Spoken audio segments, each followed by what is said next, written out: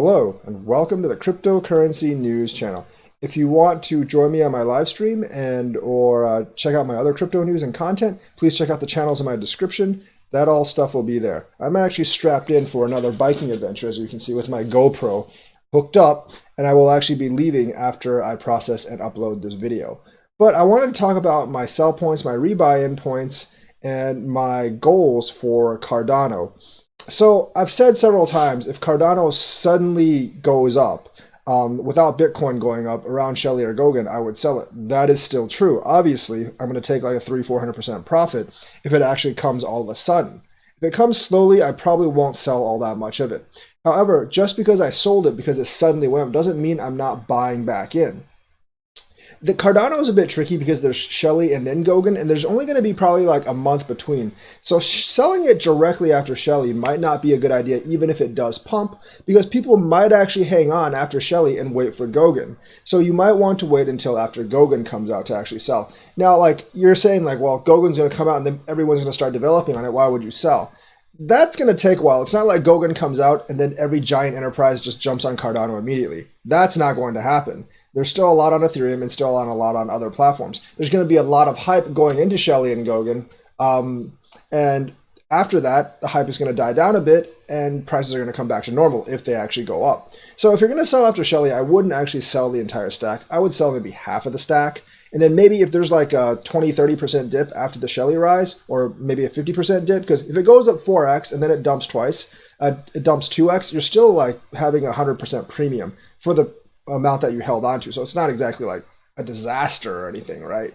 And the thing is, if you sell half your stack, it dumps maybe like 40-50%. You can buy in that within that month or two that Gogan is actually coming, and then you can sell after Gogan for even more money. So it's just like a process of selling out and then rebuying back in between Shelley and Gogan. If you don't want to sell out at all after Shelley and just wait for Gogan, that's fine too, because that doesn't give you the risk of being left out for part of your investment.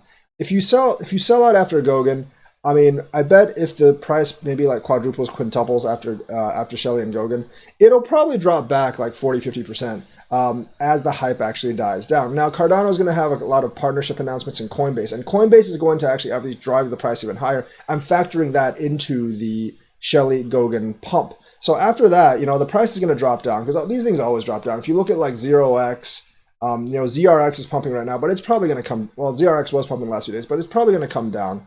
And that's because of Tika, but I mean, that's probably going to come down too from its peak. Even if it goes up later, it's going to come down from its peak at first. So it's good to actually sell at that point and then wait until it comes down from that peak to buy back in at least with part of your stack. You don't want to just hold forever after these gigantic pumps, because these big pumps are just usually accompanied by big dumps. And as you can at least improve your stack by 30-40% if you actually, just like sell out and buy back in. Yes, there are like tax implications. If you're like deadly afraid of those, I guess you can just hold on because you don't have to pay taxes if you don't actually sell. If you just buy, you never sell, you don't have to pay taxes. But then again, you can't really actually take money and do anything. So there's obviously that.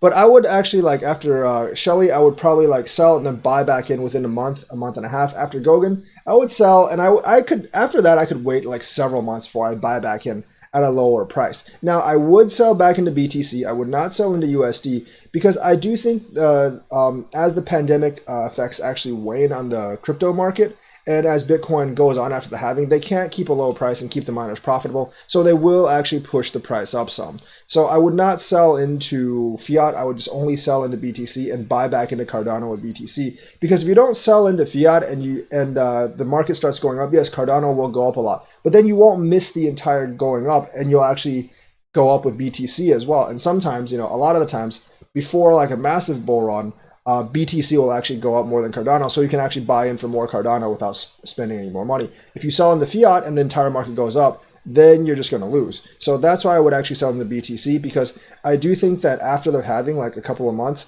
it almost has to go up just to support the Bitcoin mining prices. And there's a lot of interest and big companies invested in Bitcoin mining. So I don't think that industry is going to collapse at all. I do think that they're going to push prices up to make miners more profitable, and people will be more interested in crypto again, and most of them will enter via Bitcoin again. So that's why I would actually sell into Bitcoin and not fiat at that time. Now, as for long-term prospects, I would probably sell out of Cardano, really start selling out regardless at maybe like $1, 25 cents. And that's even as the market goes up. And then I would probably be totally out at like if it gets to like $5 or $6.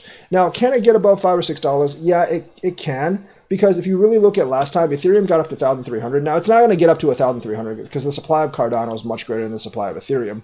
But based on Ethereum's last time's market cap, if Cardano somehow like equals where Ethereum was at last time, it can easily be in the double-digit dollars.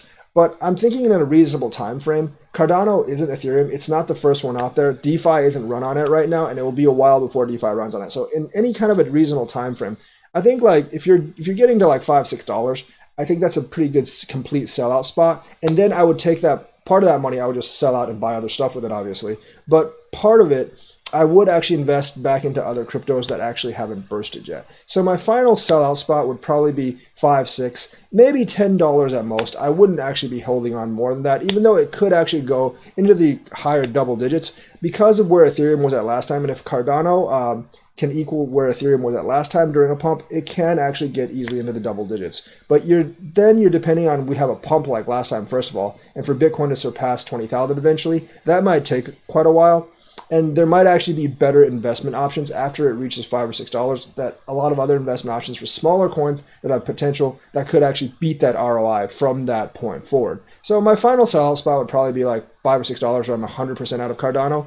But I would definitely be taking large chunks out after it reached like 125, 150, even if I bought back in after Shelley and Gogan. So first of all, like sell out after Shelley, maybe sell out after Shelley and Gogan, and then buy back in after a while, and then wait for that $1.25, $1.50 to start selling out for good. So that is my analysis on Cardano. Let me know what you think. Like and subscribe, and hit that bell notifications button. Gonna be in a hurry right now because I gotta like go out and while the weather's still good and get a biking video. So I'll see you on another video today, and I'll see you in the live stream later today. Thank you and have a nice day.